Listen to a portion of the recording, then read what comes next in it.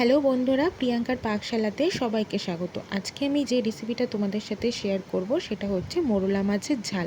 মোরলা মাছ তো কম বেশি সবার অত্যন্ত প্রিয়, আমার তো খুব প্রিয়, তাই এই রেসিপিটা তোমাদের সাথে শেয়ার করলাম। তোমরাও ট্রাই করে দেখো। প্রথমে আমি মোরলা মাছটিকে নুন, হলুদ, কাশ্মীরি লঙ্কা ও সামান্য কিছু কাঁচা সর্ষের তেল দিয়ে ম্যারিনেট করে রাখলাম। তারপর কড়াই গরম হওয়ার পর কড়াইয়ে দিয়ে দিলাম সর্ষের তেল।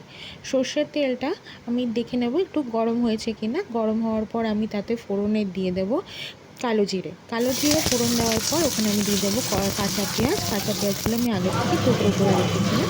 কাঁচা পেঁয়াজগুলো যাতে একটু ভালো করে লাল লাল হয়ে যায়, দিয়ে দিলাম নুন দেওয়ার পর তাতে দিয়ে দিলাম আমি টমেটো কুচি দিলে তাতে একটু কালারটা ভালো আসবে, সেই কারণে আমি দিয়ে দিলাম টমেটো কুচিটা একটুখানি আমি পেঁয়াজের সাথে ভালো করে নাড়িয়ে চাড়িয়ে একটু টমেটোটা সেদ্ধ হয়ে আসলে আমি তাতে দিয়ে দেবো কয়েক টুকরো কাঁচা লঙ্কা তোমরা চাইলে শুকনো লঙ্কাও দিতে পারো, সেটা তোমাদের কাছে অপশনাল। আমি এখানে কাঁচা লঙ্কা ইউজ করলাম। কাঁচা লঙ্কা, টমেটো এবং পেঁয়াজ ভালো করে কষিয়ে নেওয়ার পর মশলাটা যতক্ষণ না কষানো হচ্ছে ততক্ষণ তো রান্নার টেস্ট আসবে না, তাই ভালো করে আমি কষিয়ে নেওয়ার পর তাতে আমি দিয়ে দেবো, এখানে আমার মশলাটা প্রায় অনেকটা কষানো হয়ে এসছে। কষিয়ে নেওয়ার পর আমি দিয়ে দেবো আদা রসুন বাটা। যেহেতু এটা মোরলা মাছের ঝাল, তাই আদা রসুন বাটার পরিমাণটা একটু বেশি লাগবে, তাই আমি এখানে আদা রসুন বাটাটা 1 চামচের মতন ইউজ করলাম। আদা রসুন বাটা ভালো করে আমি মশলা ভালো করে কষিয়ে নেব, যাতে পুরো মশলাটা ভালো করে মিশে যায়।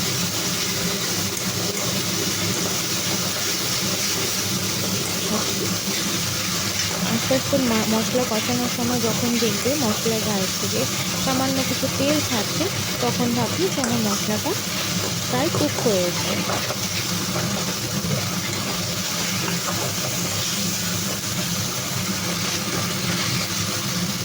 এবার আমি কিছু মশলা অ্যাড করবো, এর সাথে দিয়ে দেবো কাশ্মীরি লঙ্কার গুঁড়ো, যাতে একটু লাল হয়। ঝাল সম্ভবত একটু লাল হলে বেশি ভালো লাগে। দিয়ে দেবো একটু জিরে গুঁড়ো, আর সঙ্গে দিয়ে দেবো অল্প একটু হলুদ গুঁড়ো।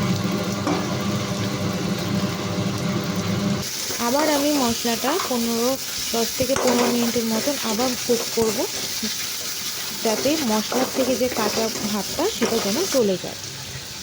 দেখতে পাচ্ছ কীভাবে তেল ছেড়েছে। তোমরা যতক্ষণ এরকম তেল ছাড়ছে মশলার থেকে ততক্ষণ কুক করে যাবে। এবার আমি দিয়ে দেবো সামান্য একটু জল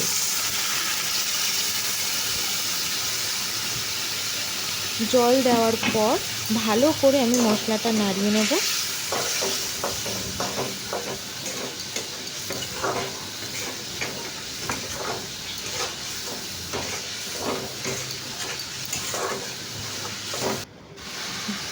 ঝোলটা একটু ফুটে আসবে, দিয়ে দেবো আমি আগের থেকে ম্যারিনেট করে রাখা মোরলা মাছগুলো আমি এখানে ভেজে রাখিনি।